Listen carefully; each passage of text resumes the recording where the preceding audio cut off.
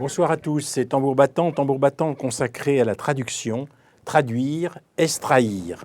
Nos premiers invités avec Hélène Mathieu sont d'une part Corinna Gepner, germaniste, et d'autre part David Ferré, qui est, disons, plutôt hispaniste. Alors, Corinna Gepner, vous êtes agrégée de lettres, thèse sur la musique et la peinture, le clavecin oculaire du père Castel, jésuite, révélation de l'harmonie, Marivaux, pensée religieuse à la portée des libertins du XVIIIe siècle, et puis vous avez été prof d'université en lettres, puis vous êtes attaché à la traduction, vous avez été présidente de l'Association des traducteurs de langue française, et vous avez lancé une collection qui s'appelle la collection Contrebande, où vous donnez la parole aux traducteurs sur leur parcours personnel. Et vous êtes formatrice à l'école de traduction littéraire du CNL, et vous êtes auteur d'un livre que nous avons beaucoup apprécié, Hélène Mathieu et moi-même, qui s'appelle « Traduire ou perdre pied » aux éditions de la Contrallée. David Ferré, vous êtes éditeur de théâtre, traduit de l'espagnol. Vous êtes membre de la direction du Pen Club français. Vous êtes le responsable d'une maison d'édition qui s'appelle Actualité Édition, fondée il y a 5 ans.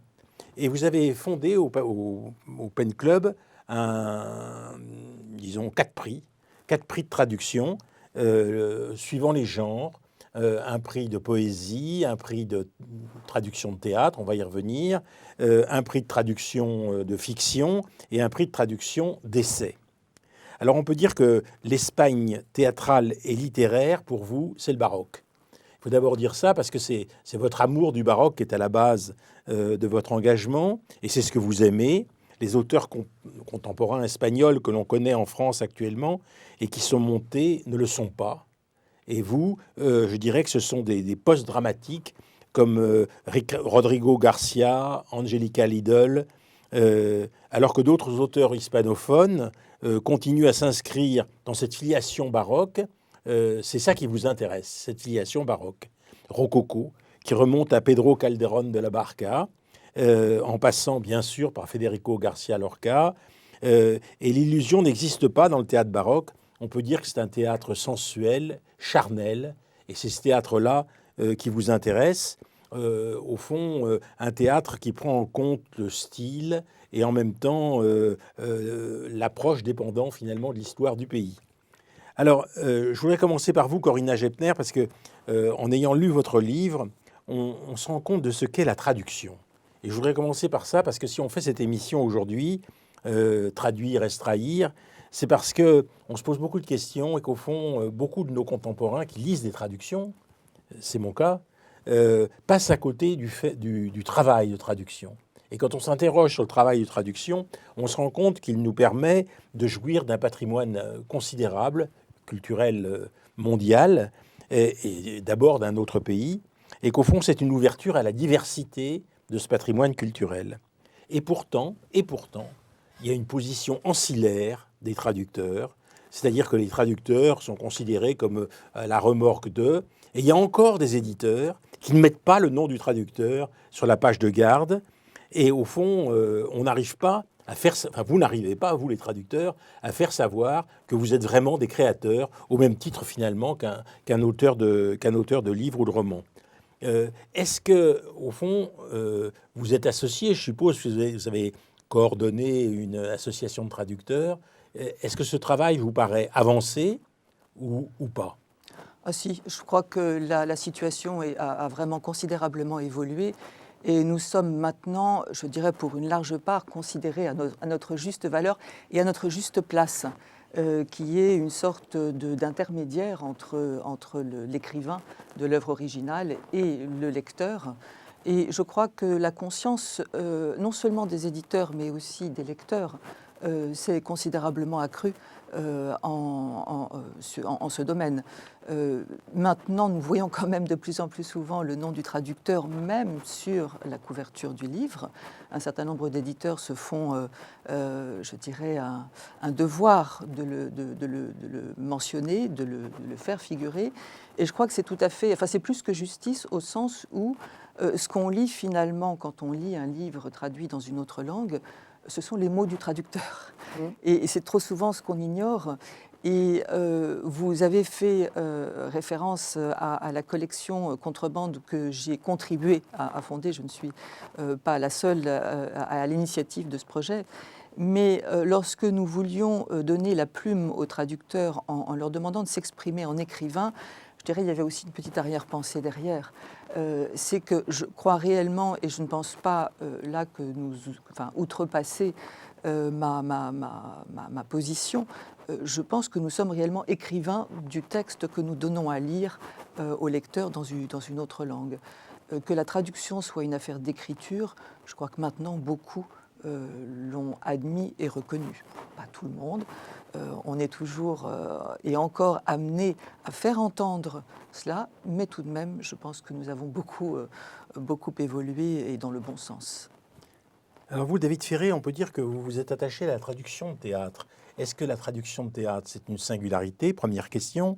Et en même temps, comme la traduction est un vecteur de circulation des œuvres dans le milieu éditorial, est-ce qu'on peut dire que ce qui vous attache, ce qui vous fascine, c'est peut-être la traduction littéraire qui ne soit pas sous l'emprise de la production scénique? C'est-à-dire que vous voulez produire du théâtre pour qu'on lise du théâtre. Très difficile, non? Sans doute très difficile, mais sans doute plus intéressant, en tout cas de mon point de vue. Alors je traduis du théâtre parce que je ne connais que le théâtre, tout simplement. Je crois que par rapport à ce que vient de dire Corinna, il y a une complexité qui est que le traducteur de théâtre traduit effectivement ou bien pour le plateau, pour une création, et donc pour un langage déjà autonome, qu'on appelle la mise en scène, ou bien pour le livre. Et en effet, en France, on n'a pas vraiment cette tradition que de traduire le théâtre pour le livre et pour la lecture dite plus individuelle. Voilà. En tout cas, il y a des politiques culturelles qui ne procèdent pas dans ce sens-là. Des financements qui ne vont pas là-dessus, on va dire. Voilà, merci. Donc, moi, il m'a semblé vraiment important et intéressant de faire connaître des textes avant même qu'ils soient montés, puisque précisément, leurs mises en scène sont déjà une interprétation, autant dramaturgique que stylistique, et que par conséquent, ce langage scénique vient voiler, d'une certaine façon, l'œuvre littéraire qu'est un texte de théâtre. Et donc, il m'a semblé que la traduction, et c'est une querelle en France, une querelle très forte, devait s'inscrire dans le champ littéraire du texte, et non pas du dire et de l'oralité d'une équipe artistique sur un plateau. Alors, vous vous attachez à la traduction de tout le théâtre de langue espagnole. Alors, bien sûr, il y a des différences entre l'Espagne et l'Amérique latine, notamment. Et est-ce que, pour vous, ça change le travail? Et est-ce que vous êtes plus sensible que d'autres, justement, à la matérialité des différents espagnols que vous êtes amené à laquelle vous êtes amené à vous confronter? Alors, pour répondre à cette question, je crois qu'il faudrait quand même préciser que je précise que j'ai découvert la langue espagnole en même temps que j'ai découvert l'expérience du théâtre. C'est une double découverte et expérience concomitante lorsque je suis rentré au Conservatoire de Madrid, et que par conséquent, je ne peux pas imaginer le théâtre en langue française initialement. C'est-à-dire que j'ai dû revenir dans ma langue, en traduisant donc, pour retrouver cette expérience du théâtre, d'un point de vue scénique même, tout simplement. Donc et le Castillon, je Parce parle que du vous étiez Castillon. metteur en scène. J'ai fait mes études de mise en scène et de dramaturgie au Conservatoire de Madrid, effectivement, qui m'a accueilli en 91, avant même que les euros, n'est-ce pas, circulent entre nous. Donc c'était effectivement une forme d'aspérité que d'être français dans un conservatoire d'art dramatique, dans une langue qui n'était pas du tout la mienne, que je ne possédais pas, que je maîtrisais relativement, mais que je ne possédais pas en aucun cas. Et c'est sur cette constante dépossession de la langue au théâtre que j'ai travaillé et qui me semble intéressant que la traduction continue de travailler. C'est-à-dire qu'il ne s'agit pas de dire qu'on est un bon traducteur de théâtre espagnol, mais qu'on est en train de chercher plutôt ce qui ne fonctionne pas complètement entre le théâtre, la langue qui est la nôtre, le français en l'occurrence, et que c'est dans ce va-et-vient qui me semble intéressant d'inscrire la traduction hispanophone. Les écarts? Les écarts de style, les écarts sémantiques aussi de sens, les Espagnols, et donc plus précisément pour répondre à la question des Espagnols, moi je dis qu'il y a des Espagnols, non pas des langues espagnoles, mais les Espagnols, et en effet j'ai découvert le mexicain notamment et le cubain plus tard.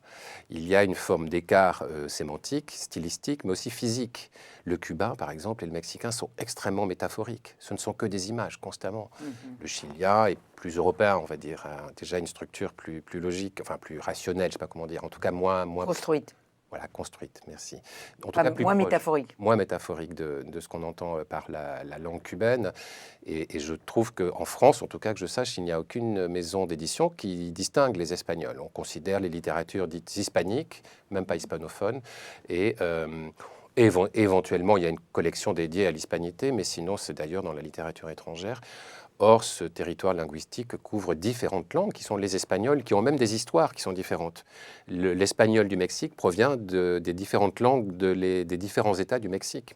Et donc, toute cette hybridation de la langue espagnole elle-même, elle est passionnante à retrouver dans l'exercice de la traduction. Vous dites qu'il y a beaucoup de faux amis et que c'est un peu, pour essayer de rendre la chose concrète pour nous, comme le français et le québécois, maintenant. Il y a quelque chose comme ça. Il y a les faux amis, effectivement. On traduit des mots pour d'autres, en fin de compte, avec des sens qui ne sont pas les mêmes. Mais il y a aussi des images qui ne fonctionnent pas de la même façon dans la langue. Il y a des façons de parler, il y a des rythmes surtout, dont je n'ai pas parlé, mais le rythme de la langue mexicaine est très lent et très intérieur, très intériorisé.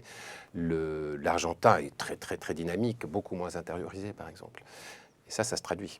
Corinna Gepner, on va revenir sur, disons, votre statut de germaniste, parce que germaniste vous êtes, et on peut dire que pour vous, le rôle de votre mère a été décisif en la matière, parce que c'est elle qui vous faisait entendre de l'allemand, mais en même temps, pour vous, l'allemand, c'est faire entendre des voix qui se sont tues prématurément. Je pense évidemment à des gens qui ont disparu trop tôt, et qu'éventuellement vous traduisez. Mais en même temps, traduire de l'allemand relève de l'inaccepté depuis très longtemps, compte tenu des conflits qui sont intervenus entre l'Allemagne et la France. Et alors, je voudrais tout de suite me centrer sur une question qui me passionne. C'est, au fond, ce que Klemperer a dit sur LTI. LTI, c'est la langue du Troisième Reich, en disant qu'il écoutait, il était à Berlin, c'était un juif qui était à Berlin pendant toute la guerre, un des rares, je dirais sauvé, gardé par sa femme qui n'était pas juive, et qui est arrivé au fond à le préserver pendant toute la guerre. Et dans LTI, il nous raconte de façon extrêmement forte qu'il a vu la langue allemande changer de statut. La langue allemande changer au fond de ton, de manière d'être. Et il raconte de façon absolument remarquable en quoi la langue a été abîmée par les proclamations nazies. Je voudrais rapprocher ça de ce qu'a fait Manoni, Gérard Manoni, votre collègue, qui traduit aussi de l'allemand et que j'aime beaucoup, et qui a fait ce livre absolument extraordinaire qui s'appelle Traduire Hitler. J'ai adoré ce livre parce que il nous explique dans ce livre dans quelles conditions il a traduit Mein Kampf, en étant amené non pas à embellir, comme le font souvent les traducteurs, la langue, mais plutôt à garder la maladresse, j'allais dire la mocheté. La rugosité. La rugosité de la langue allemande abîmée par Hitler, et qu'au fond, il a pris une leçon en se mettant à ce travail, puisqu'il l'a recommencé 2 fois, avec l'objectif d'essayer de montrer qu'est-ce que c'était que cette langue rugueuse, impraticable par rapport à l'allemand classique, et je pense évidemment à l'allemand de Heine et de Rilke. C'est pas par hasard que je cite Heine et Rilke. Bon, je voudrais savoir comment vous faites, vous, au fond, pour exclure cette transformation de la langue dans votre travail, notamment d'écrivains, quand vous traduisez des écrivains qui sont des écrivains de fiction. Qu'est-ce que vous entendez exactement par exclure ce travail de transformation ? Je veux dire par là que, à ce moment-là, la langue allemande s'est transformée. Il parle un allemand qui n'est pas l'allemand d'Hitler et des nazis, ces gens que vous traduisez. Non, alors en fait, ce que je voudrais... Alors je vais peut-être revenir un peu à ce que disait David, sans être sûr de répondre totalement à votre question, mais parce que ça me semble tout à fait crucial. Il parlait des Espagnols, il y a des Allemands aussi, comme il y a des Anglais, enfin des Portugais. Langues. Oui, c'est-à-dire que quand on parle de l'allemand, c'est pas une langue en tant que telle. C'est un terme générique qui coiffe différents Allemands en fonction non seulement du pays, que ce soit l'Allemagne, l'Autriche, la Suisse, mais aussi des régions et voire des villes. Ce sont des choses auxquelles on est confronté quand on traduit. Et par conséquent, il n'y a pas une langue unitaire qui aurait été transformée effectivement par cet usage politique qui, même s'il a été ensuite remis très largement en question par tous les écrivains qui sont venus après la guerre, a infusé la langue, malgré elle et malgré ceux qui l'emploient. Je crois que moi j'ai conscience d'avoir affaire à chaque fois à un idiome particulier, qui est l'idiome de l'écrivain que je traduis, qui a son usage particulier de la langue, son usage littéraire particulier de la langue, comme n'importe quel locuteur a un usage particulier de la langue. Et que c'est ça que je traduis. Alors évidemment, il y a toute une historicité de la langue. Mais je dirais que là, d'une certaine façon, si je pense aux écrivains contemporains auxquels je me suis intéressée, ça relève presque de l'inconscient, du subconscient, de ce que vous voulez. Et je n'ai pas forcément, moi, en tant que traductrice, à essayer de décrypter. J'essaye de me laisser porter par ce que véhicule cette langue, par ce que j'en perçois, par ce que j'ignore, par ce à côté de quoi je passe, parce que ça, il faut le dire aussi, le traducteur n'est pas omniscient. Il fait avec sa connaissance, avec son savoir, avec ses intuitions et avec ses ignorances. Donc voilà, c'est tout ça que j'essaye de sentir. Et après, que j'essaye, et c'est la phase sans doute la plus difficile et celle dont on ignore très souvent l'importance, j'essaye ensuite de restituer cet idiome dans l'idiome d'arrivée, qui est en même temps un idiome filtré par ma subjectivité.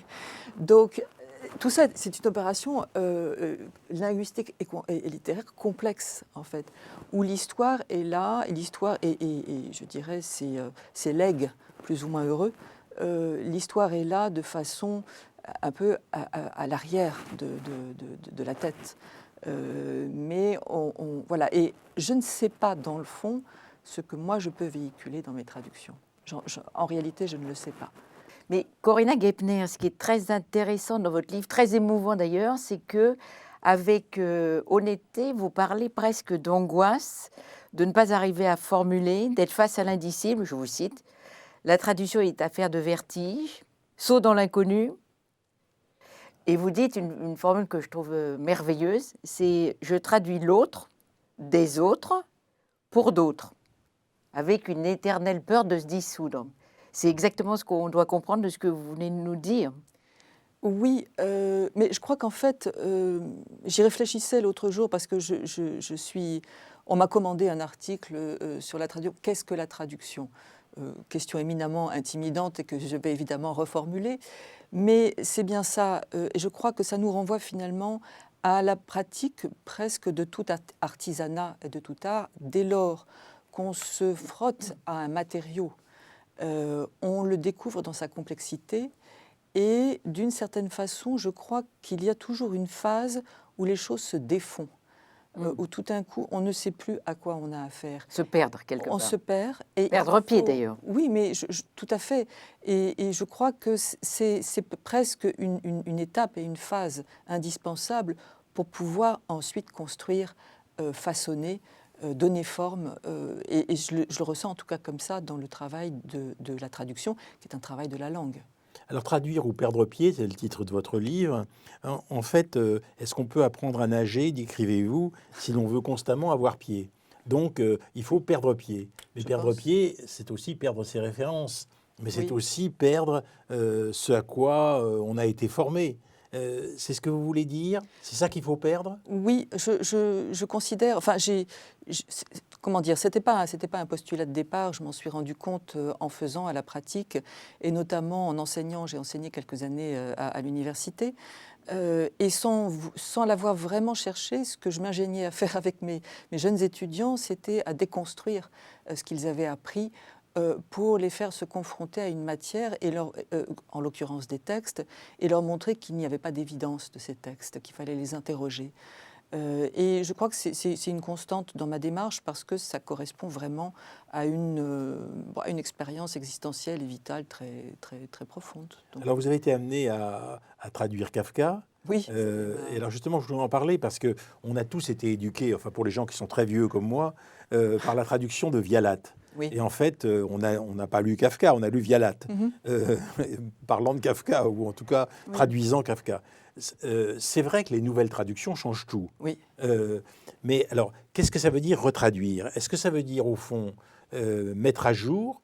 Est-ce que ça veut dire trouver des éléments dans la langue qui rendent mieux compte de Kafka que ne le faisait Vialat? Vialat était quand même un écrivain, c'était pas n'importe qui. Oui, bien sûr. Et donc, et un écrivain de grande qualité. Oui. Mais qu'est-ce qui se passe? Alors, est-ce que c'est une manière de transformer la langue avec l'histoire? La langue s'est transformée. Ou bien est-ce plutôt un autre regard sur Kafka qu'un traducteur nouveau va nous permettre d'avoir? Oui, j'irais plutôt dans ce sens-là. Sauf si on a affaire très exceptionnellement à une traduction très fautive. Là, il y a un travail de C'est rectification. le cas avec Vialat. Oui, mais en fait, là, moi, je n'irai pas sur ce terrain avec Vialat. Il a été très décrié par beaucoup. Alors, c'était le premier traducteur de Kafka. Le premier traducteur d'un écrivain est toujours celui qui essuie les plâtres d'une certaine manière, parce qu'il n'a aucun point de référence. Il introduit un écrivain sans savoir comment il va être reçu. Ceux qui traduisent Kafka maintenant, qui retraduisent Kafka maintenant, il y a toute une histoire derrière. Et on a une certaine image de Kafka qui s'est dessinée aussi au travers de toutes les traductions qu'on a pu en lire. Personnellement, j'aime beaucoup Vialat et j'aime beaucoup la traduction de Vialat, même si elle pêche par de multiples aspects, si elle prend des libertés qu'on ne s'autoriserait plus nécessairement aujourd'hui.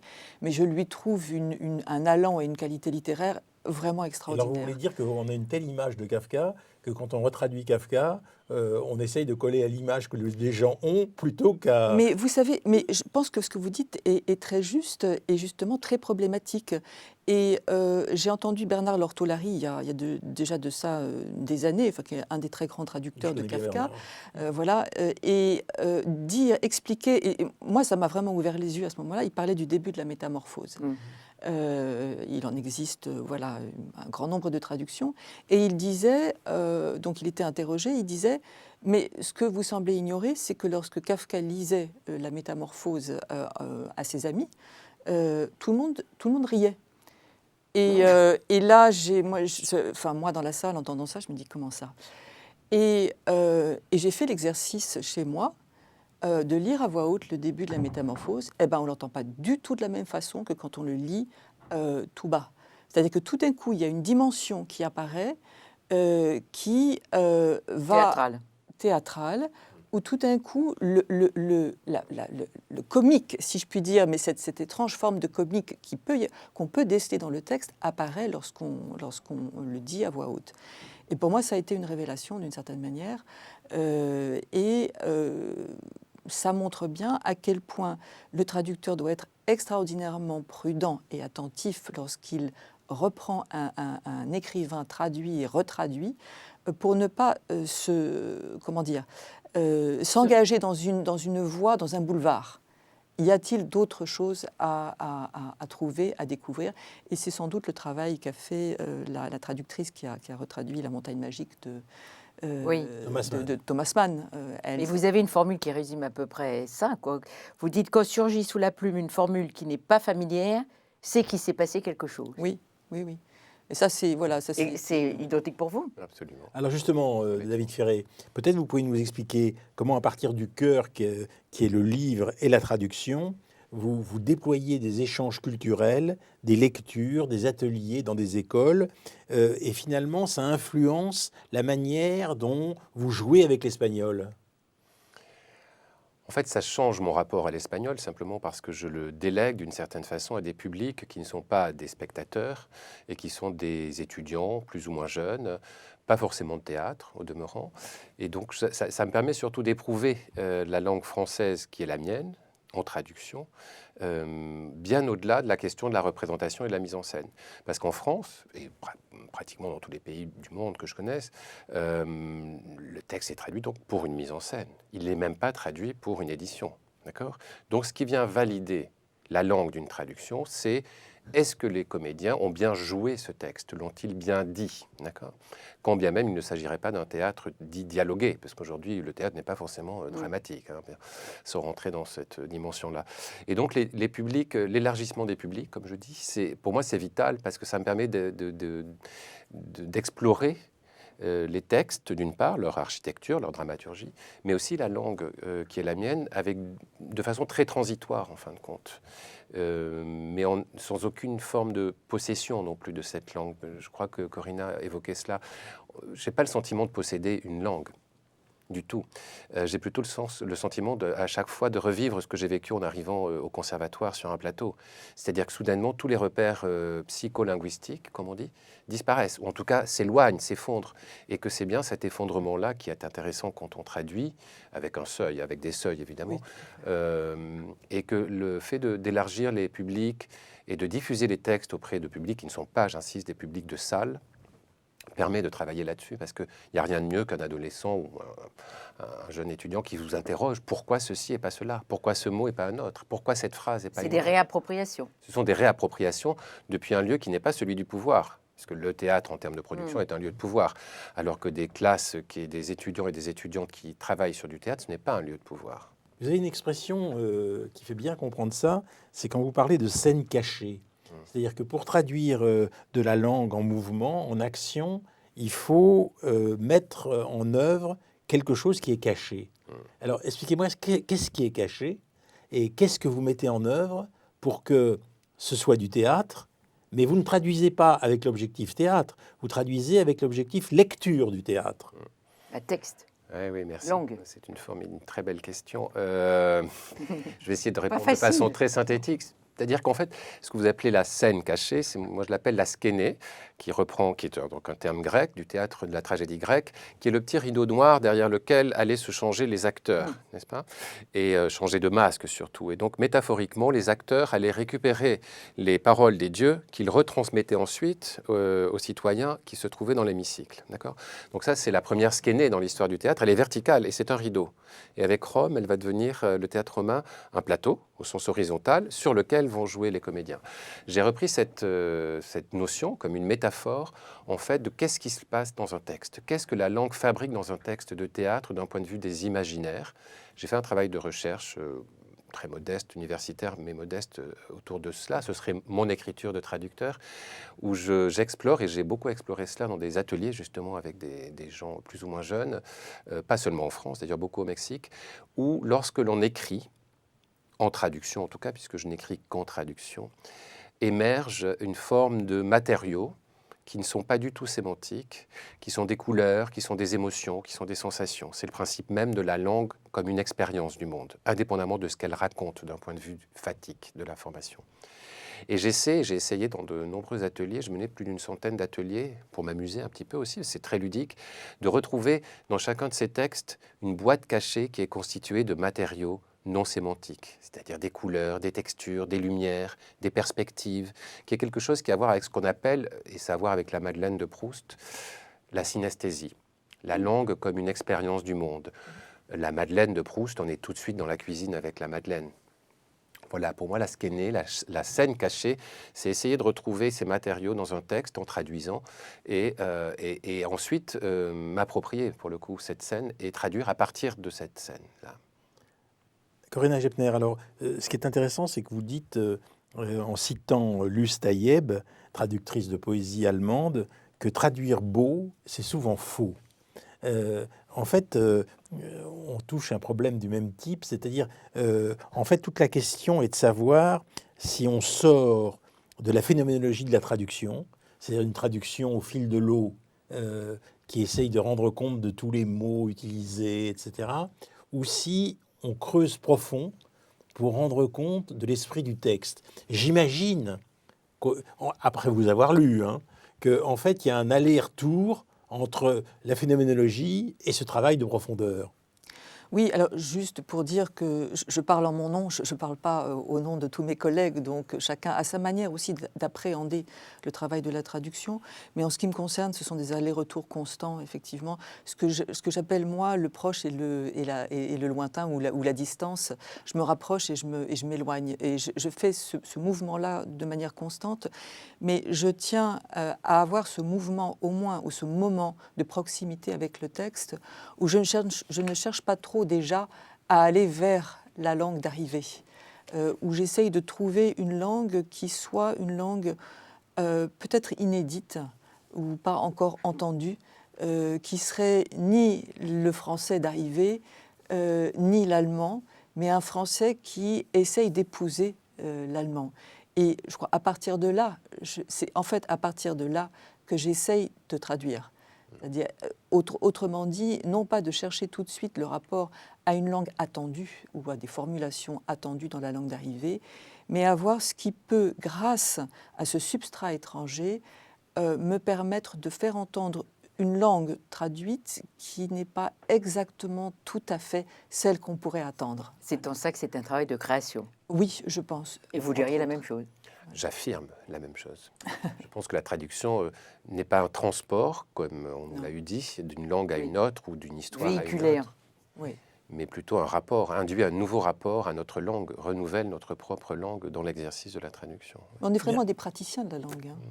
Merci à tous les deux. Alors, je rappelle que le livre de Corinna Gepner, qui est vraiment un très très beau livre, s'appelle Traduire ou perdre pied aux éditions de la Contre-Allée, et que les livres édités par David Ferré sont des livres publiés par l'édition Actualité Édition, hein, c'est ça, Actualité Édition, et ce sont des livres qui viennent pour l'essentiel du domaine de la langue espagnole, c'est-à-dire du Mexique, De toutes les langues. de toutes les langues espagnoles. Toutes Voilà. les langues espagnoles et uniquement hispanophones, effectivement. Merci à tous les deux. Merci.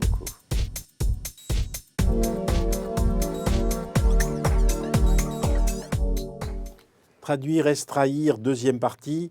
Nous avons côte à côte Souleymane Bachir Diagne, philosophe sénégalais, professeur de philo français à l'Université Columbia de New York, et Jean-Paul Nerrière, vice-président IBM USA en charge du marketing pendant très longtemps, mais surtout inventeur du globish. On va revenir sur ce que c'est que le globish, cet anglais un peu particulier. Alors, je voudrais d'abord vous présenter Souleymane Bachir Diagne en disant que vous êtes spécialiste à la fois d'histoire des sciences et de philosophie islamique. Vous avez été normalien, d'où le nombre de vos spécialités. Une thèse sous la direction de Touki, Jean Toussaint de Santi, coordinateur d'Éthiopique, la revue sénégalaise de littérature et de philosophie, épistémologue, de culture islamique et sénégalaise, et auteur de La Controverse, dialogue sur l'islam avec Bragg, Rémi Bragg, donc, chez Stock, et puis une enquête d'Afrique, universalisme et pensée décoloniale, que vous avez publié avec Jean-Loup Hamsel, chez Albin Michel, et puis le petit livre fondamental que nous allons commenter aujourd'hui, qui est un livre qui s'appelle De langue à langue, l'hospitalité de la traduction, chez Albin Michel. Et à côté de vous, donc, Jean-Paul Nerrière, qui est diplômé de l'École centrale, qui a été commissaire de la marine, qui est donc, je disais, inventeur du globish, en tout cas auteur de Découvrez le globish chez Erol et Parler globish, l'anglais planétaire du 3e millénaire chez Erol. Alors on va commencer tout de suite par le globish. Qu'est-ce que c'est que le globish ? Eh ben, c'est un outil linguistique qui est basé sur 1500 mots d'anglais. D'une certaine façon, Jean-Paul Nerrière, 1500 mots, c'est pas beaucoup. Alors je sais bien que la plupart des élèves du secondaire se contentent parfois de 1500 mots. Mais à partir du moment où on essaye de trouver des nuances dans la langue, on utilise plus que 1500 mots. Alors, donc, c'est un outil basé sur 1500 mots d'anglais, en fait, qui veut donner de nouvelles perspectives à l'avenir du français parlant anglo-américain. La question, vous la traitez d'ailleurs, c'est que les anglo-américains utilisent ce globish, dites-vous, et au fond sont à l'aise quand on parle devant eux ce globish. Alors, est-ce que c'est une manière de parler plus facilement anglais ? Et vous utilisez le globish pour nous dire, on peut échanger dans une langue unique pour tous. Oui, c'est ça à peu près. Enfin, c'est un dérivé de l'anglais, mais ce n'est pas une langue. Je précise, vous avez utilisé le mot outil avec raison. C'est un outil de communication. Car une langue, et je crois que nous en convenons volontiers, une langue, c'est surtout le patrimoine d'une communauté, mais c'est aussi le véhicule d'une culture. Et avec ce que j'ai préconisé et que beaucoup de gens ont adopté, on ne peut pas parler de culture. On ne peut pas déguster Oscar Wilde, on ne peut pas se satisfaire de toutes les productions culturelles du pays dont on prétend parler la langue, ou au moins une variante. Mais en fait, vous relevez du même rêve que l'espéranto. L'espéranto, c'était justement essayer d'inventer une langue que tout le monde puisse parler et qui soit unique pour tous. L'espéranto était plus que ça.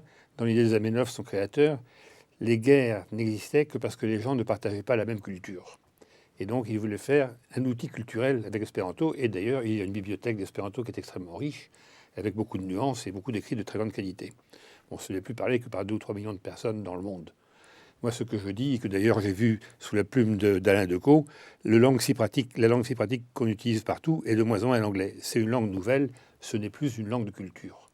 Et dans l'équivalent anglais de l'Alliance française qui s'appelle le British Council, a un écrivain qui s'appelle David Gradol, que j'ai rencontré 2 fois à Hong Kong et dans un forum à Moscou. Et il le dit très bien, le concurrent de l'anglais dans la communication internationale, c'est l'anglais. C'est l'anglais lui-même tel qu'il est parlé par les gens qui ne sont pas anglophones. Car dans la communication internationale, seuls 12% des communications sont entre anglophones, entre anglais et américains, d'accord, surtout africains et anglais, 12%. Tout le reste, c'est avec des non-anglophones ou entre non-anglophones. Et ces gens-là, quand ils conversent, ils ont un forme d'anglais assez élémentaire, dont il est démontré que 1500 mots suffisent à la parler. Et moi, j'ai codifié cette forme élémentaire. Monsieur Derrière, allons tout de suite à l'essentiel. Oui. Est-ce que vous ne passez pas à côté de la pluralité des langues nécessaires pour comprendre les diverses cultures qui donnent de l'atmosphère au fond aux langues et aux civilisations et qu'au fond c'est dramatique de n'avoir qu'une seule langue? Ah non, c'est pas une langue. Et je passe à côté, effectivement. Mon ambition là, c'est pas de dire aux gens vous allez pouvoir déguster Shakespeare ou Cervantes ou Goethe. Pas du tout. Pour ça, je leur recommande d'étudier une langue de culture, par exemple une des 3, le chinois, le japonais, le coréen, et pour le reste, de faire confiance à la traduction, dans laquelle, comme d'autres de vos intervenants le disaient, on peut trouver beaucoup de plaisir et d'enrichissement. Mais moi, je n'ai pas cette ambition-là. J'ai l'ambition de faire que les gens qui sont dans les affaires n'y soient pas dominés par les anglo-saxons, et en particulier les Américains, aient conscience de leur qualité professionnelle et arrivent à s'exprimer d'une manière qui est reconnue et qui est simple. Sans complexe. Sans complexe. Vous êtes exactement à l'inverse, de mon point de vue, Monsieur Diagne, dans la mesure où Ngugi wa Thiong'o disait que la traduction, c'est la langue des langues. Oui. Au fond, une langue au moyen de laquelle toutes les langues peuvent se parler. Et c'est ce qu'il disait, et c'est ce que vous citez dans votre livre. Oui. Alors, ça s'oppose. Ça s'oppose parce qu'effectivement, et sur ce plan-là, nous sommes certainement tout à fait d'accord, il parle de langue portant une culture. Ngugi wa Thiong'o est d'abord et avant tout un écrivain. Et il est en train de dire, en déclarant que la traduction c'est la langue des langues, que s'il écrit dans sa propre langue kikuyu, parce que Ngugi wa Thiong'o est un des motifs de célébrité de Ngugi wa Thiong'o, c'est qu'à un moment donné, il a eu le geste un peu crâne de dire « je n'écris plus en anglais, je n'écris plus qu'en kikuyu ». Et d'ailleurs, écrivant en kikuyu, c'était un double geste de rupture avec ce qu'on considérait comme des langues internationales par rapport à sa langue maternelle, c'est-à-dire l'anglais, mais également le swahili, parce qu'il est kényan, ça veut dire qu'il vient d'une région d'Afrique où le swahili est une lingua franca. Et donc, c'était un double geste de rompre avec la simple notion d'une langue qui serait un outil de communication, qui serait donc une lingua franca, pour dire « je vais écrire en kikuyu ». Et son propos prévenait une objection qui consistait à dire « mais enfin, le kikuyu, vous êtes combien Vatican, combien de bataillons? Et bien, kikuyu, combien de locuteurs ?» Et il dit « mais il y a la traduction pour cela. Il y a l'excellent travail que les traducteurs font. Je m'investis dans ma langue, j'investis l'imaginaire qui est celui que porte cette langue, et c'est le travail d'un traducteur de faire en sorte que cet imaginaire trouve hospitalité en anglais ou en français ou dans d'autres langues dans lesquelles Ngugi wa Thiong'o est traduit. parce que ceci est important. Et si vous permettez d'ailleurs, je vais réagir à un point qui a été soulevé tout à l'heure. L'idée que l'espéranto, c'est l'espoir, si on a une langue commune, un globish commun, on fait également le même geste la paix. Ça n'est pas sûr. Il faut se souvenir que les Hutus ont massacré les Tutsis dans la même langue. Les victimes et les génocidaires, comme on les appelle maintenant, partageaient la même langue et d'ailleurs aussi la même religion chrétienne. Et donc la proximité culturelle n'empêche malheureusement pas que nous soyons également des tribus. En revanche, je crois qu'en effet, la traduction, pour reprendre le propos de Ngugi wa Thiong'o, c'est ce qui nous sort de nos tribalismes, ce qui nous sort de l'idée que nos expériences ne sont pas partageables, parce que précisément, cette traduction nous permet de partager. Alors, elle n'est pas une langue au sens strict. Dire que la traduction est la langue des langues, c'est tout au plus une métaphore, mais ça dit bien qu'il s'agit de donner hospitalité à quelque chose qui est chargé culturellement dans une autre langue d'arrivée qui est elle-même chargée culturellement et non pas, évidemment, dans un outil qui n'aurait aucune épaisseur. Monsieur Diagne, il y a une question, c'est que mon ami Pascal Casanova, avec qui j'ai travaillé pendant très longtemps à France Culture, disait qu'au fond, cette traduction rime avec domination. Et je voudrais savoir ce que vous en pensez, c'est-à-dire que au fond, la domination de la langue anglaise, pas du globish, hein, la langue anglaise, c'est-à-dire la langue de Shakespeare. D'une certaine façon, c'est une donnée fondamentale. Et quand on traduit en anglais ou quand on traduit de l'anglais, on traduit de la langue dominatrice. Vous avez raison, le mot « donner » indique bien cela. C'est la situation dans laquelle nous vivons. Quand on fait la sociologie de la traduction, comme c'était le cas de Pascal Casanova, comme c'est le cas des sociologues de l'école de Bourdieu, on constate évidemment qu'il y a des langues dominatrices et des langues dominées. Parce que si on pose la question « dans quelle langue traduit-on le plus ?», la réponse est tout de suite de cocher la case anglo-américain. De quelle langue traduit-on le plus? Probablement également la même chose. J'imagine que le chinois le kikuyu, c'est complètement et le kikuyu est totalement dominé. Il n'entre même pas dans le classement de Shanghai des langues. Il est dans les ténèbres extérieures, comme le wolof qui est ma langue. C'est pour ça que vous parlez d'asymétrie des langues. C'est pour cela que l'asymétrie des langues est réelle. Sauf que, et c'est là que la traduction devient aussi une réponse. Ngugi wa Thiong'o est suffisamment célèbre, on le dit nobelisable chaque année, pour que s'il écrit un texte en kikuyu, il soit traduit relativement vite. Et c'est ça qu'il est en train de dire. Ça veut dire que le kikuyu qui disparaît du radar dès lors que l'on classe les langues, depuis leur centralité jusqu'à leur nature la plus périphérique possible, lui-même, parce qu'il en a refait une langue de création, va la replacer dans une certaine forme de centralité, précisément par la traduction.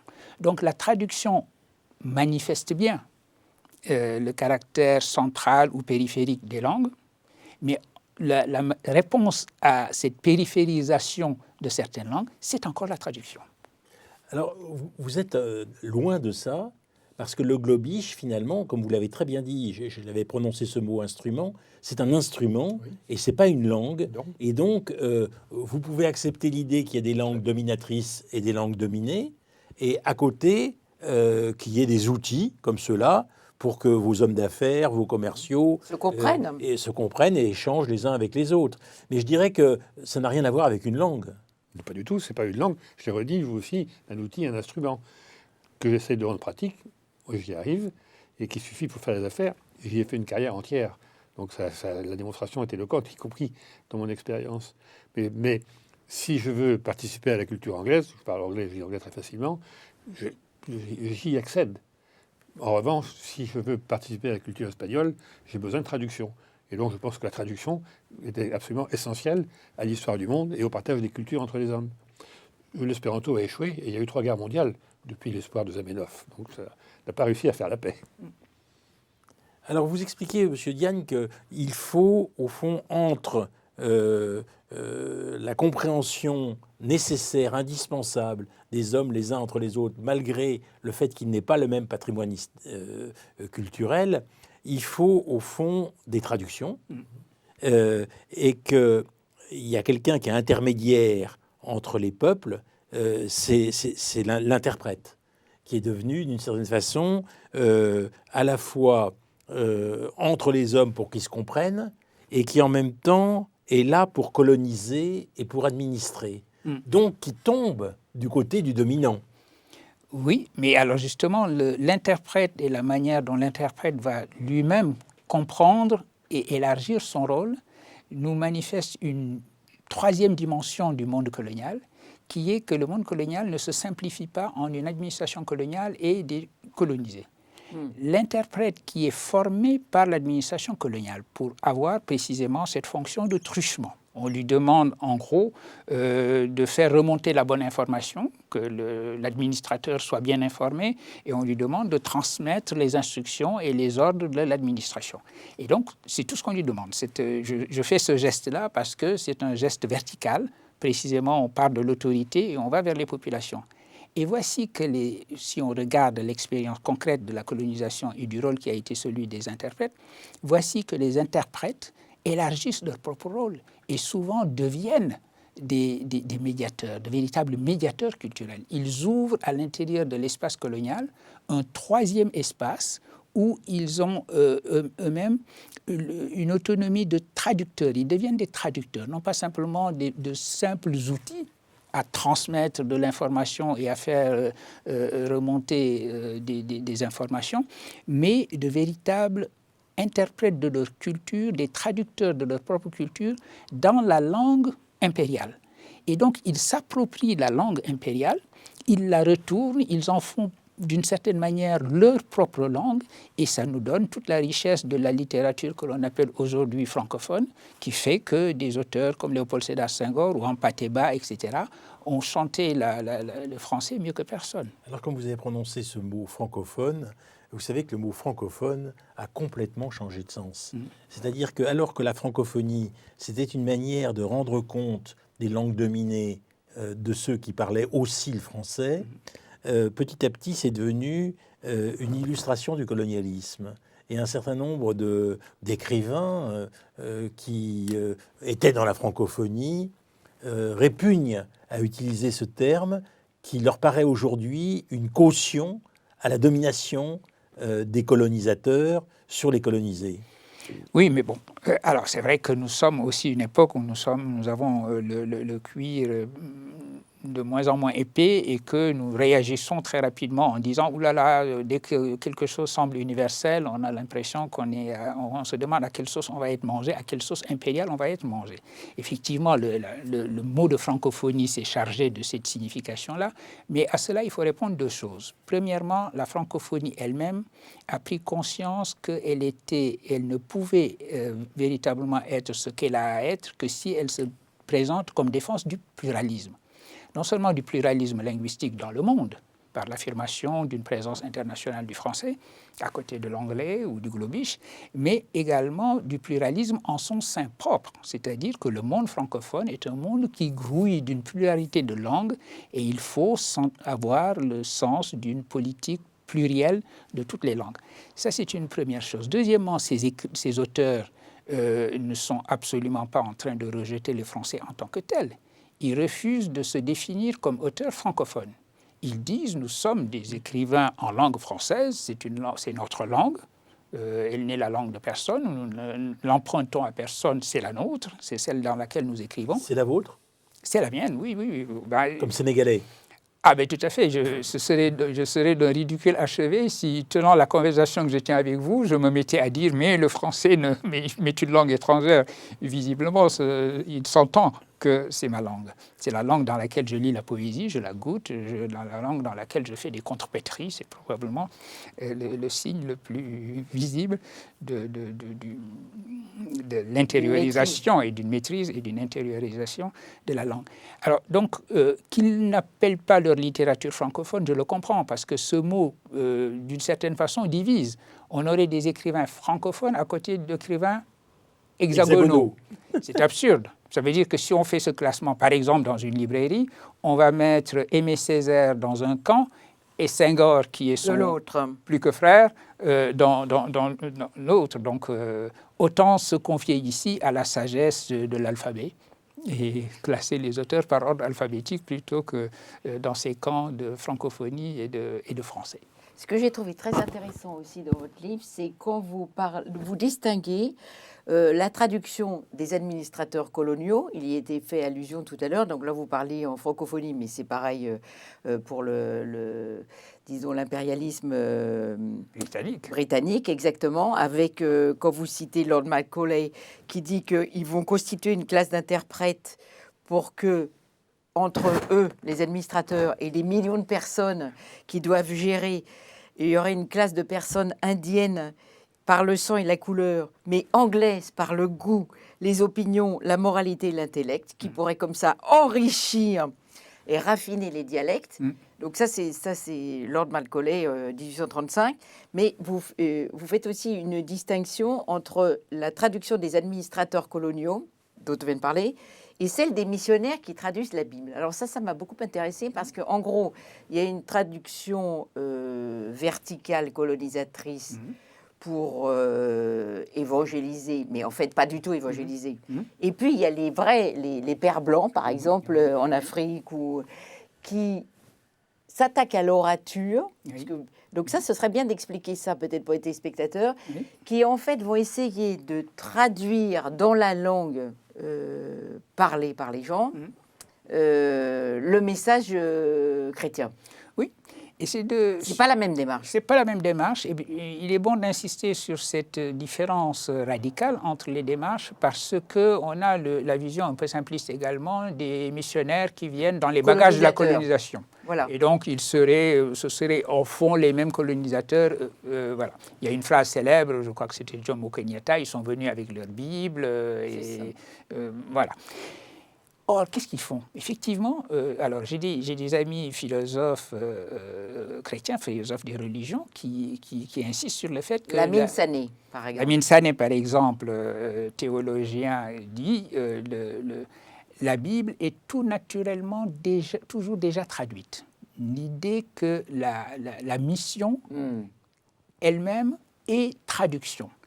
Que puisqu'il n'y a pas une langue du texte religieux, ce texte religieux doit pouvoir parler dans toutes les langues. Et donc l'attention qui a été celle des missionnaires, chaque fois qu'ils venaient au contact d'une population à évangéliser, à traduire les évangiles dans leur langue, c'était une démarche qui a été très importante pour le développement de ces langues, l'hybridation de ces langues, la mise à jour des ressources de ces langues pour traduire, pour exprimer des idées qui étaient des idées nouvelles, des idées, des concepts qui étaient nouveaux, etc. Mais en même temps, si je vous pousse dans vos retranchements, vous expliquez quelque chose que j'ai trouvé particulièrement intéressant. Vous dites que le message chrétien, aller évangéliser toutes les nations, lui est complètement ouvert à la traduction, c'est ce que vous venez d'évoquer, avec une mise à jour continue, un pluralisme, par opposition, dites-vous, à la religion islamique qui est fondée sur la non-traductibilité. Et vous faites une sorte de... vous opposez une sorte de traduction verticale, la parole de Dieu transmise à Mahomet qui, analphabète, la retransmet, et en revanche... La retransmet aux analphabètes. À ses frères. Et en revanche, et qui n'évolue pas, puisque le texte est figé, et... la Pentecôte, tous les missionnaires qui vont s'adapter avec traduction verticale, traduction horizontale. J'ai trouvé ça assez intéressant comme point de vue. Oui, alors là, c'est le point de vue justement qu'exprime Lamine Sané, qui lui-même est un chrétien. Anglican, il faut le... Donc il préfère les chrétiens, il donc il préfère les chrétiens. Démocrates. Il établit... Non, il ne parle pas de démocratie. Non, mais derrière, il y a ça. Les chrétiens sont des démocrates alors qu'on a une dictature islamique. Voilà, c'est un peu l'arrière-plan, effectivement, de son contraste. Il dit qu'il n'y a pas de chute de Babel, l'islam, puisqu'en fait... Il exagère le contraste en disant, voici que les missionnaires arrivent et tout de suite, ce qu'ils font, c'est traduire dans la langue des populations qu'ils vont évangéliser, alors que ce que fait le missionnaire musulman, si tant est qu'il y ait des missionnaires musulmans, c'est créer une école coranique Oui. dans laquelle le Coran sera enseigné Dans la langue. en arabe. Hmm. Et donc, ça veut dire faire venir des populations qui vont apprendre un texte religieux dont ils ne comprennent pas la langue. Et donc, il établit ce contraste. Maintenant, ce que je dis à partir de ce contraste qui est établi, c'est qu'il force le trait. Oui. Il force le trait. Il n'est pas vrai que le Coran... c'est vrai que le Coran déclare de lui-même qu'il est en arabe. C'est ça une grande différence entre le Coran et la Bible. La Bible ne mentionne pas sa langue, puisqu'il y a plusieurs langues. Et de toute façon, et le Coran, lui, dit il est Coran en arabe. C'est une manière autoréférentielle que le Coran a de parler de lui. Ça veut dire qu'une traduction du Coran dans une autre langue peut parfaitement s'imaginer. Elle se fait. D'ailleurs, le Coran est traduit probablement aujourd'hui dans toutes les langues humaines. Et donc, la traductibilité est toujours celle-là. Soit si on dit que ça ne se traduit pas ou que ça ne se traduit pas facilement, il en est ainsi de tous les textes. C'est D'ailleurs, la traduction vous-même, elle-même. Oui. De façon très honnête, vous citez un verset du Coran, le 49-13. Nous avons fait de vous des nations et des tribus pour que vous vous entreconnaissiez. Voilà. Et j'ai dit que ce verset était un peu l'équivalent précisément de Babel, parce qu'au fond, quelle est notre situation en tant qu'humanité ayant subi la malédiction de Babel? Nous voilà dans la confusion de nos langues, et nos langues sont multiples. Le Coran n'a pas le mythe de Babel. Il reprend beaucoup de récits qui sont des récits bibliques également. Donc les religions abrahamiques partagent un certain nombre de personnages et de récits, pas celui-là. Mais le verset que vous venez de lire est l'équivalent. Ce qu'il nous dit, c'est que notre condition humaine, c'est d'être divisée en nations et en tribus. Mais ce qu'il ajoute, c'est que cette division doit être orientée vers une intercompréhension. Et donc, dans un livre que je consacre à la traduction et où je fais l'éloge de la traduction, il me semblait que c'était la meilleure manière de définir la traduction. Dire que les langues sont de véritables mondes. Parce que les langues sont des cultures, au fond, traduire, ce n'est pas simplement faire une opération mécanique de transfert d'une signification des mots d'une langue à des mots d'une autre langue, c'est véritablement rapprocher des mondes. Et donc, ce que cela signifie ici, vous entreconnaître, c'est comprendre que vous pouvez toujours vous entre-traduire, qu'aucune expérience n'est enfermée dans sa propre insularité, contre un propos qui peut être entendu aujourd'hui, selon lesquels les expériences ne sont pas communicables, etc. Une fragmentation de l'humanité dont il nous faut sortir. Donc il nous faut sortir des logiques de tribu pour aller vers une logique humaniste, osons le mot, et la traduction, selon moi, participe de cette humanisation.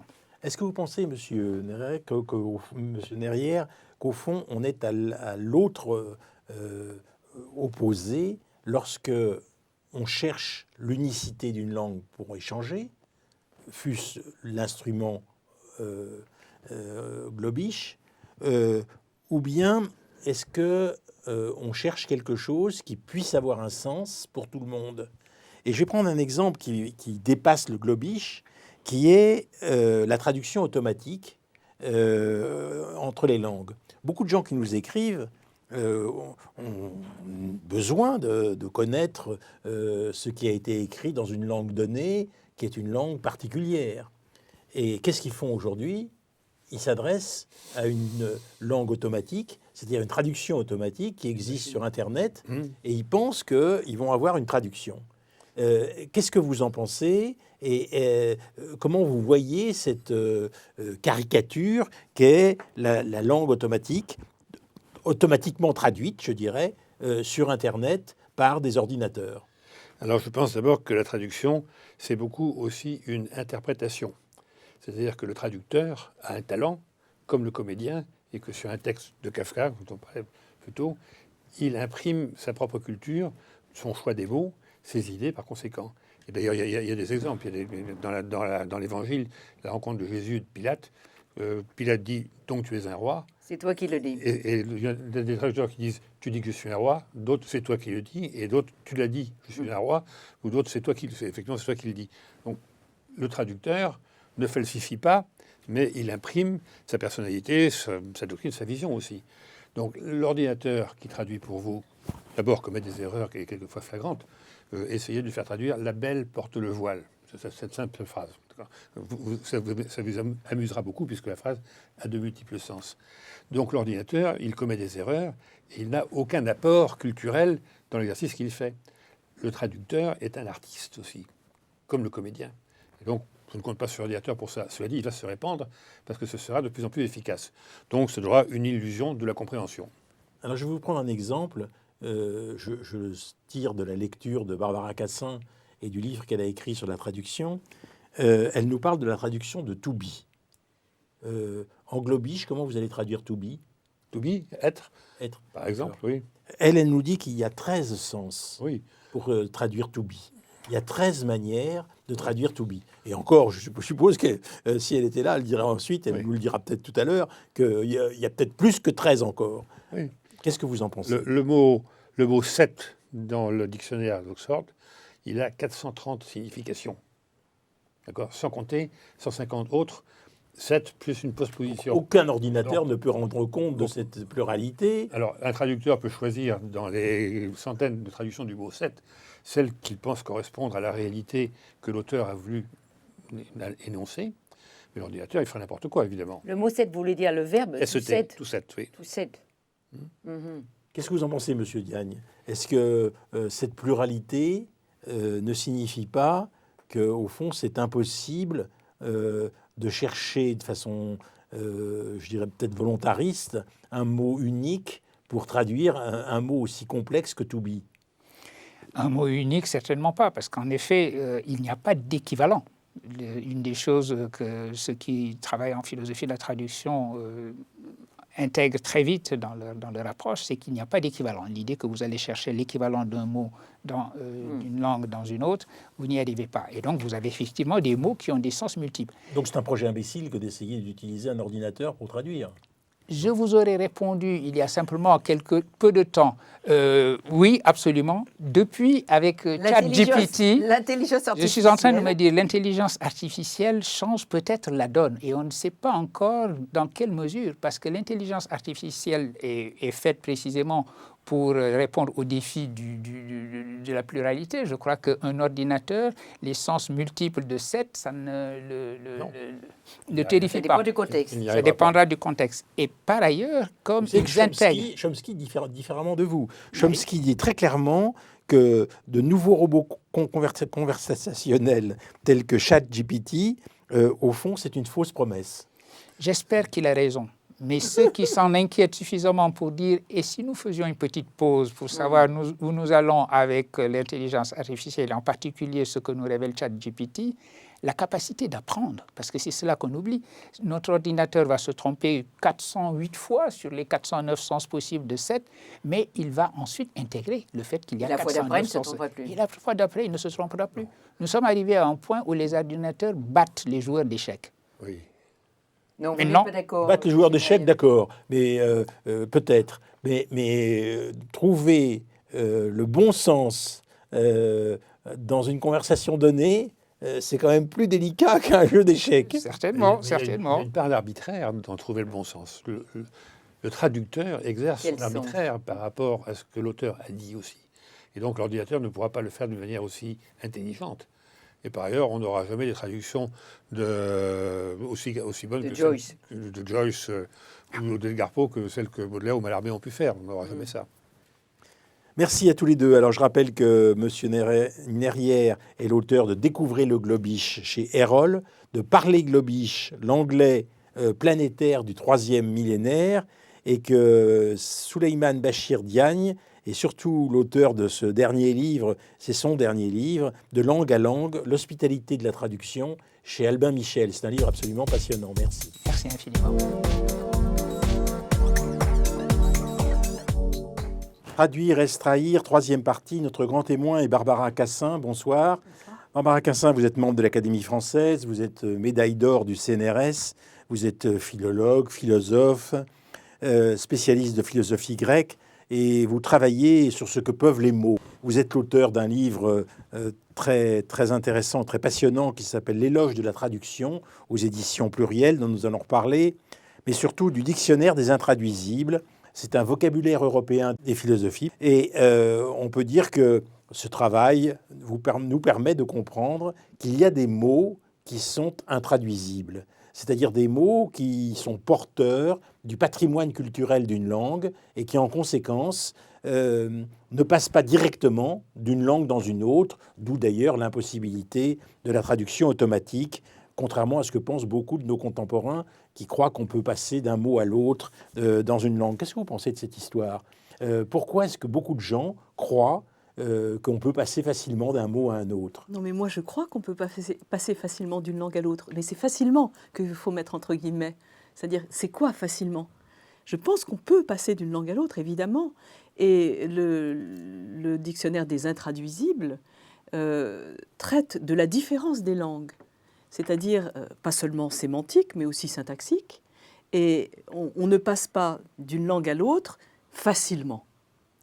Il y a des mots plus difficiles à traduire que d'autres, et il y a des tournures, des phrases, des syntaxes, des grammaires qui passent plus difficilement d'une langue à l'autre que d'autres, et de telle langue à telle langue. Bon, voilà. Mais donc, si vous voulez, pour moi, la traduction, intraduisible, ça ne veut pas dire qu'on ne traduit pas, ça veut dire que c'est ce qu'on ne cesse pas de ne pas vraiment bien traduire. Ça veut dire qu'on accompagne un mot d'une relative assez longue et qui, en conséquence, veut donner l'idée de ce qui se dit, mais finalement, on a besoin de cette quantité de mots pour préciser dans une autre langue ce qu'une langue 1 dit en un seul mot.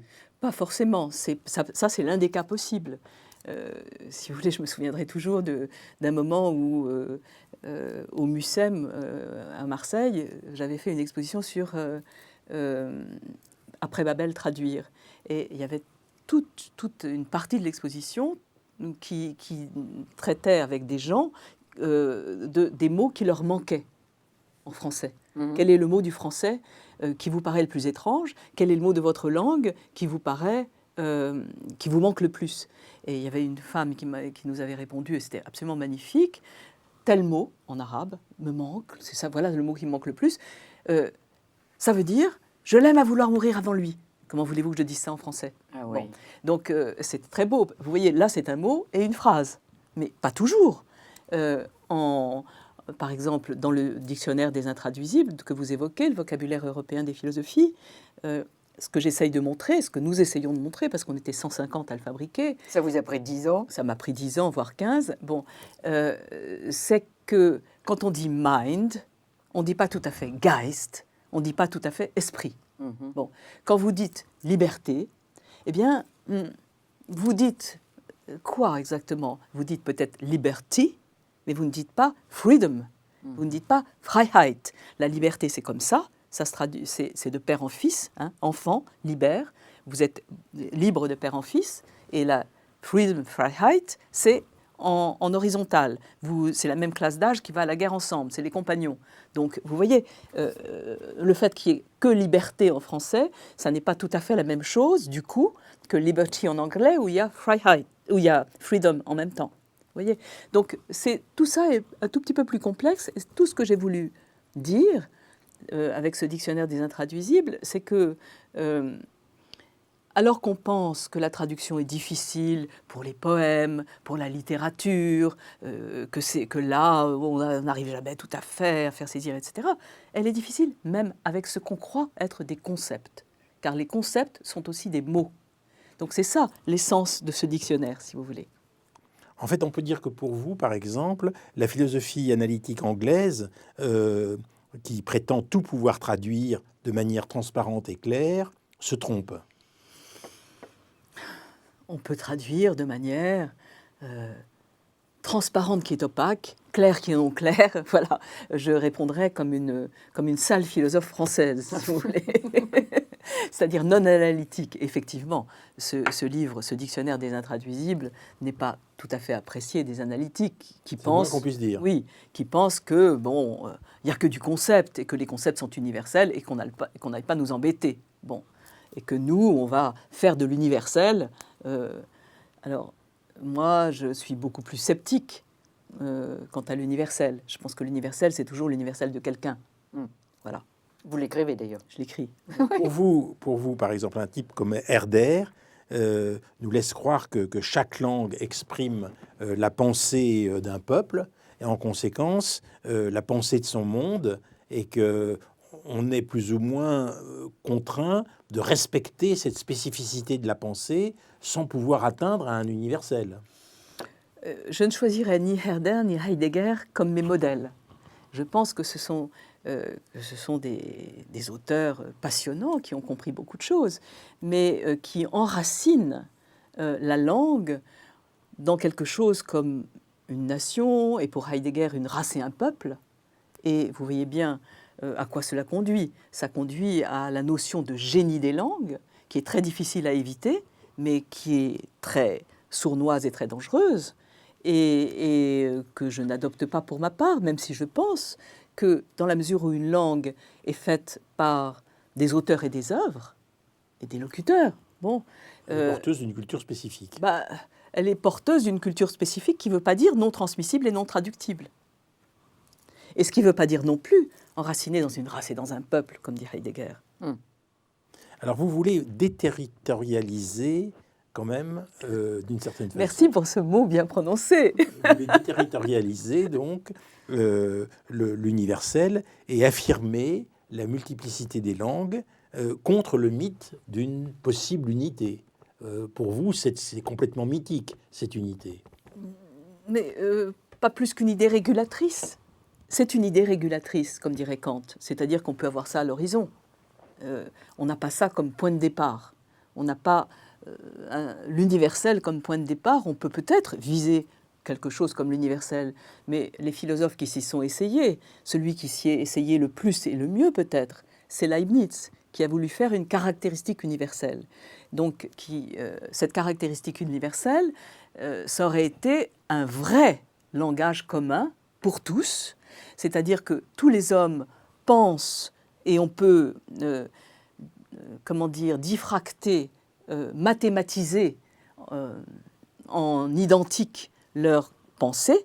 Voilà, on fait en sorte que tel concept, ça soit schlac, schlac, schlac, schlac, schlac, chiffrable.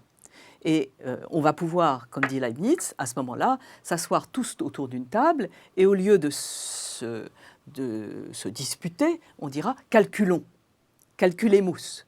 Il le dit en latin, lui, « calculons ». Bon, ça n'a jamais été le cas. On n'a jamais réduit nos pensées à des identiques et à des universaux. Donc voilà, Leibniz n'y est pas arrivé, Frege n'y est pas arrivé, et à la place de cela, le grand éditeur de Leibniz, Coutura, était un grand espérantiste, c'est-à-dire c'est un ersatz de langue universelle qui est si peu universelle quand on la regarde de près, quand on regarde comment elle a été fabriquée, qu'on ne voit pas comment un Chinois parlerait espéranto, si vous voulez. C'est quand même quelque chose de plutôt méditerranéo, germano, anglo. On est quand même bien là-dedans, en fait, dans quelque chose qui est la négation de la possibilité d'un universel dans laquelle on pourrait tous se reconnaître et qui nous permettrait de dialoguer philosophiquement avec l'autre. Mais dans ce cas-là, quand on refuse cet universel-là, est-ce qu'on ne risque pas de tomber dans un nationalisme ontologique? Mais justement pas. C'est pour ça que je refuse chacun de vos termes. Bon. Le nationalisme ontologique, c'est pour moi très caractéristique Heidegger. Heidegger qui dit le grec et l'allemand, finalement encore plus grec que le grec, justement parce qu'enraciné dans une race et dans une nation, je reprends ces termes. Bon, c'est ce que j'appelais le dangereux génie des langues. Bon. Donc, je ne suis pas pour ça, évidemment. Et je ne suis pas non plus pour l'idée qu'on va tous parler la même langue et qu'on va tous communiquer. Parce qu'une langue n'est pas simplement un outil de communication. J'étais très, très intéressée par ce que Jean-Paul Nerrière disait de manière ferme. Instrument.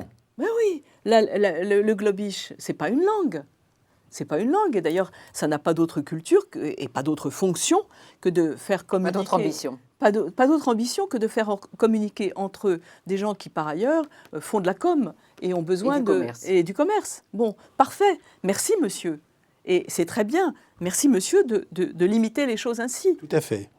Donc, Mais en même temps, à partir du moment où on rejette la possibilité d'un universel qui permette à toutes les langues de se projeter non seulement dans une idéologie, mais plutôt, en fait, d'être elles-mêmes.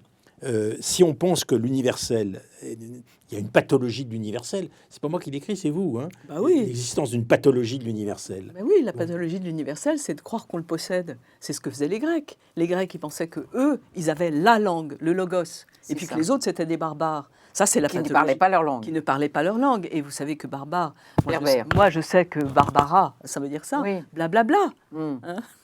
C'est ça. Donc, Donc, Oui, c'est ça. attendez, s'il y a une pathologie de l'universel, c'est donc qu'il faut construire autre chose que non, l'universel. c'est qu'il ne faut pas croire qu'on le possède.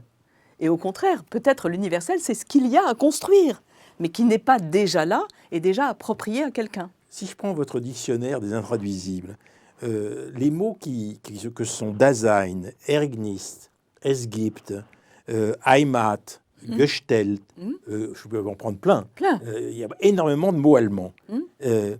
On se pose la question de savoir si cette pléthore de mots allemands ne signifie pas que votre critique de l'universel débouche sur un éloge de ce qu'est la langue allemande. Mais non, n'oubliez jamais que c'est un dictionnaire, un vocabulaire européen des philosophies. Oui. Il se trouve qu'il y a eu beaucoup de philosophes allemands et qu'ils ont inventé, ils ont beaucoup parlé et ils ont beaucoup triturer leur langue et les concepts de leur langue. Il y a beaucoup. J'ai pas mis trop de grec, mais je pourrais mettre tout le grec que moi je suis helléniste. Hein, pratiquement, il n'y a pas un mot grec qui ne mériterait pas de figurer dans ce dictionnaire. On les a pas tous mis. On a dû mettre, je sais plus, logos. Comme on a mis des symptômes de différence des langues et on a été les chercher dans toutes les langues qu'on connaissait. Évidemment, on est malheureux parce qu'on connaît pas tout et on était 150 à travailler, mais c'est pas beaucoup 150 pour toutes les langues.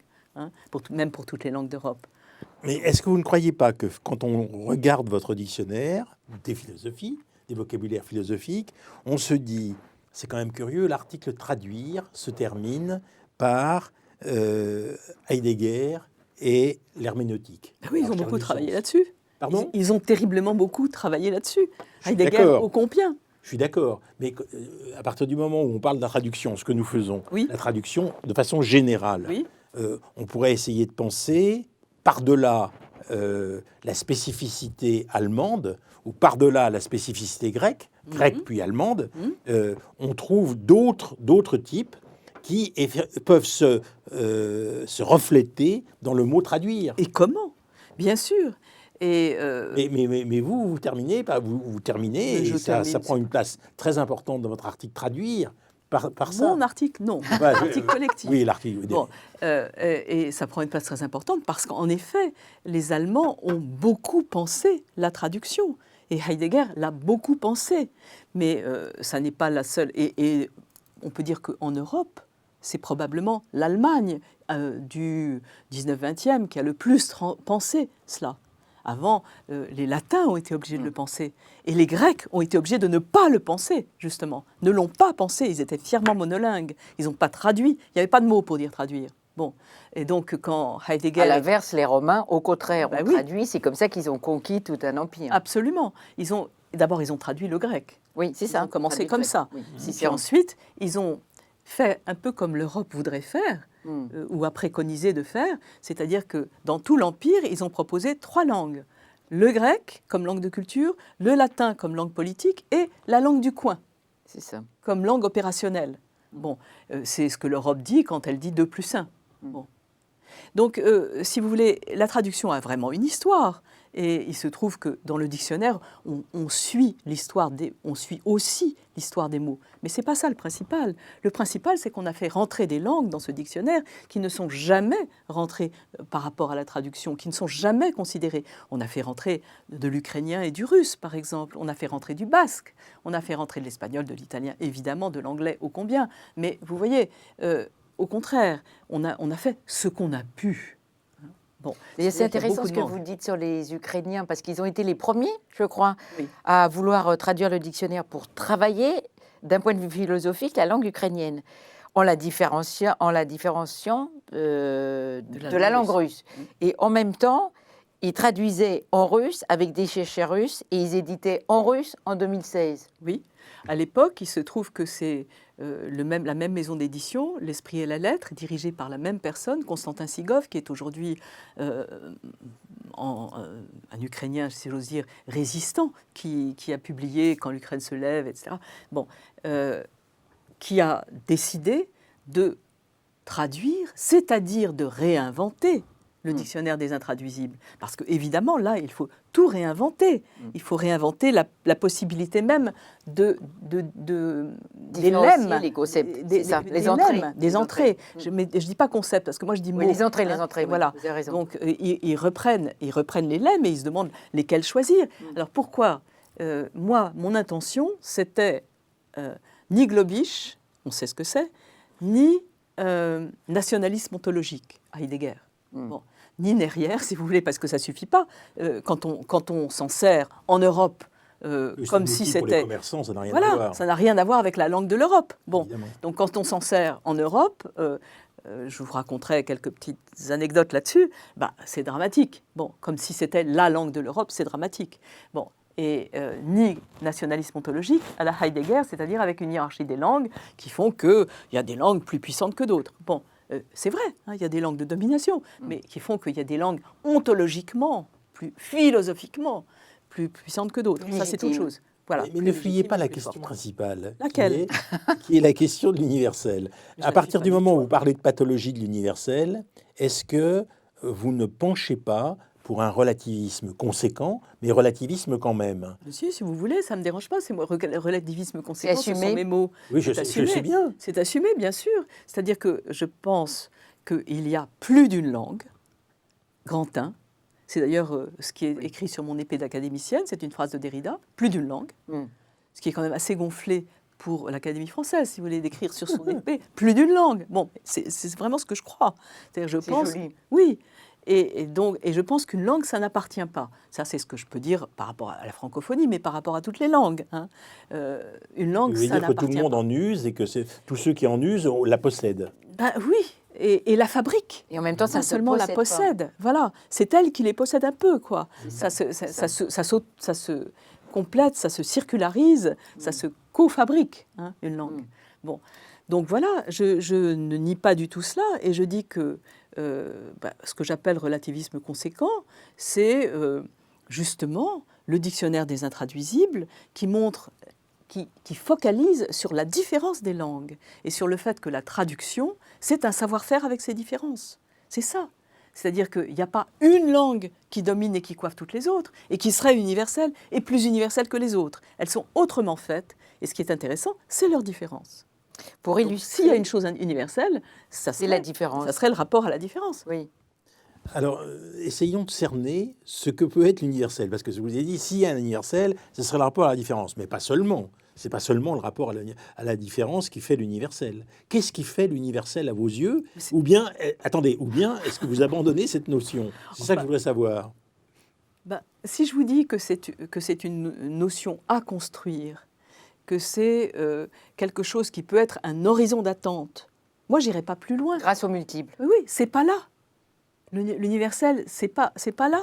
Moi, je ne le possède pas, vous non plus, et je ne crois pas que qui que ce soit le possède. Justement parce qu'il n'y a pas de caractéristique universelle, il n'y a pas de langue universelle. Voilà. Et comme disait Humboldt au 19e, justement, fin 19e, il disait, moi, j'ai rencontré les langues, j'ai jamais rencontré le langage. Moi non plus. J'ai rencontré les langues, la diversité des langues, Verschiedenheit. Ça, c'est très intéressant. Et j'ai jamais rencontré le langage, sauf avec le logos grec qui croyait qu'il s'instaure en langage. Qui s'instaure. Ratio et oratio, géniale traduction des latins. Raison et discours. Et langage, oui. Bon, géniale traduction qui coïncide en plus avec les Grecs, avec l'idée que ça, c'est la langue grecque. Bon, ratio et oratio, logos, raison et discours, voilà, c'est le logos grec. Bon, là, vous avez plus que des barbares à côté. En fait, on peut dire que la traduction, c'est un savoir-faire qui s'acquiert progressivement et qui permet de tenir compte des différences. Oui, c'est ça, savoir faire avec les différences. S'obliger à les prendre en compte. Voilà, c'est ma Vous définition. dites d'ailleurs, il y a 2 mots d'ordre pour penser à la traduction. Dénationaliser la langue, délier langue et peuple, et plus d'une langue. Oui, c'est ça. Plus d'une langue et une langue, ça n'appartient pas. Voilà. C'est exactement ces deux mini-phrases de Derrida, de Jacques Derrida. C'est ça. Oui. Oui.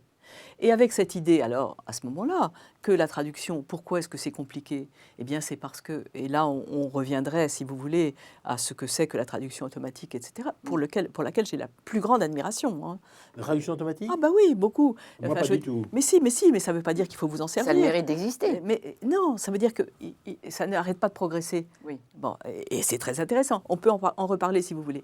Mais ce que j'étais en train de dire, c'est que l'intérêt d'une langue, ce sont ses équivoques. Et la phrase de Lacan, de Jacques Lacan, le psychanalyste, qui pour moi a résumé ce que je pensais, c'est la phrase suivante: une langue, virgule, entre autres, avec un S à autre, Oui, ça veut oui, dire oui, qu'il y en a oui. plusieurs, hein, n'est rien de plus que l'intégrale des équivoques que son histoire y a laissé subsister. c'est ça. C'est une phrase géniale. Ça veut dire que chaque langue a comme carte d'identité, si vous voulez, ce qui fait sa complexité, c'est-à-dire ce qui fait ses équivoques. Si je vous dis sens en français, Oui. je vous dis direction, sensation et signification. Bah, en anglais, il y a 3 mots, en gros. Et dans beaucoup de langues, il y a 3 mots. Pas dans toutes, parce que il y a la même histoire. Il y a une histoire commune qui vient du sensus latin, qui vient de la traduction de la Bible. Bon, ça, on peut toujours en parler. Je veux dire, il y a de l'histoire là-dessous. Il y a de l'histoire culturelle absolument passionnante. Mais voilà, il n'y a pas là un universel absolu. Comme exemple de ce que vous venez de dire, même si c'est très étroit comme exemple, c'est Ève et l'histoire de la pomme. Oui. Alors ça, je trouve ça merveilleux parce que c'est très explicite. Pommus en latin signifie arbre fruitier, mais n'importe quel arbre. Pomum, tous les fruits, à pépins, noyaux, noix, olives, figues, etc. Bon, malum en latin, pour ceux qui ont fait du latin, allons ou à court. Selon que c'est allons, ça fait pommier, melon en grec, Ça fait pas. et ça fait pomme. Et selon que c'est à court, c'est mal. Et donc, en fait, c'est l'origine de la pomme serait le fruit du mal. L'arbre du bien et du mal, Voilà, c'est ça. une pomme, c'est un pommier. C'est ça. À cause de cette confusion. Elle si croque vous la voulez. pomme, Ouais. Ève, elle croque la pomme, Voilà. et en fait, à cause de cette confusion entre allons à court. Voilà, Donc, on est exactement dans l'histoire des équivoques, absolument. Mais il y a des équivoques. ou du malentendu. Oui, enfin, l'équivoque, c'est quelque chose d'essentiel pour moi. Alors là, c'est une homonymie accidentelle, si Oui, vous voulez. oui. Mais pour sensus, dont je parlais tout à l'heure, c'est une C'est équivoque structurel. structurelle, vraiment Absolument. importante. Comme logos, Comme logos, voilà. Horatio, etc. Absolument. C'est ça. Donc, dans un cas comme dans l'autre, alors la machine se débrouille, hein, elle peut se débrouiller. Avec les homonymies accidentelles, elle se débrouille en général avec le contexte, et avec les homonymies structurelles, ben, elle ne peut pas faire qu'on perçoive un halo de sens. Ce qui est dans le dictionnaire sur Pravda, par exemple. Oui, Vérité, justice. oui, Ou mire. Ça, c'est intéressant parce que mire, la paix, mais en même temps la commune Le monde paysanne. et la Le commune monde, paysanne. c'est ça. Donc Oui. Tolstoï, Oui. guerre et paix. oui. Ça, moi, ce que je trouve passionnant, c'est que ça ouvre en permanence des univers. Oui, Est-ce qu'on peut dire que le titre que vous donnez à votre petit livre sur la traduction, le sous-titre, pardon, qui est Compliquer l'universel, je trouve ça vraiment très, très intéressant. Parce que compliquer l'universel, ça signifie que ce n'est pas un universel abstrait qui vient se fixer sur quelque chose qui est une langue qui a sa propre logique et qui exclut la logique des autres, mais on complique l'universel avec la pratique d'une langue à côté de la pratique d'une autre. Et donc, finalement, en jouant sur les différences et en jouant sur cette ambiguïté, finalement, au fond, de l'expression linguistique. oui. C'est ça, C'est tout à fait compliquer juste. l'universel. Tout à fait juste. Moi, je ne suis pas absolument sûre d'avoir envie de garder universel, si vous voulez. Et pourquoi alors, pourquoi Mais parce que justement, vous C'est n'arrêtez pas à de... l'heure, peut-être. Voilà. Non, moi, j'ai rien dit Non, sur non, je dis l'universel. vous n'arrêtez Ah oui, pas. lui. Oui, pardon. Vous, justement, exactement l'homonymie Voilà. qui porte à confusion. Oui. Vous n'arrêtez pas de vouloir que l'universel soit clos, là, présent, C'est etc. rassurant. Pour moi, c'est à construire. Donc c'est tout. C'est toujours C'est une un combat. perspective. C'est ça que vous venez de en train de C'est me dire. toujours une perspective. Une mission. Ah oui, une mission. Ouais. Est-ce que j'aime ça? Je suis pas non plus sûre Oui, d'avoir comme mission l'universel, moi. C'est moins fantaisiste Oh, que c'est pas la très- multiplicité Et des pourquoi, traductions. pourquoi ce refus Essayez de m'expliquer, Mais parce que je voudrais comprendre. Eh ben- Pourquoi ce refus de l'universel? Mais c'est pas un refus de l'universel, encore une fois. C'est une mise à sa place de l'universel. C'est-à-dire que l'universel, il n'est pas toujours déjà là. Voilà. D'accord. Et s'il est quelque part, il est à construire. C'est Voilà. pas un donné. Ça m'arrange. Ça m'arrange parce que c'est plus intéressant. C'est plus intéressant et d'ailleurs c'est plus engageant pour tout le monde. C'est plus humain. Oui, c'est plus humain.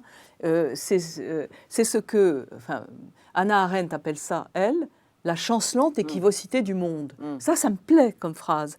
Et elle dit, voilà, ça, c'est humain. Au lieu de C'est un du faire universel, ensemble. vous voyez, de surplomb. donner. Mais pour moi, il est toujours de surplomb, l'universel, même quand il est latéral. C'est là où peut-être je me différencierais, où j'aimerais continuer à travailler avec Souleymane Bachir Diagne. Pour lui, la traduction, c'est l'universel latéral. C'est sympa. En effet, ça nous permet de ne pas être surplombé par un universel. Mais bon, je veux bien appeler ça universel latéral, mais pourquoi continuer à appeler ça universel? Moi, j'appelle ça latéral. Je veux dire, ça m'intéresse plus que ce soit latéral que ce soit universel. Voilà. Ça, on a bien compris.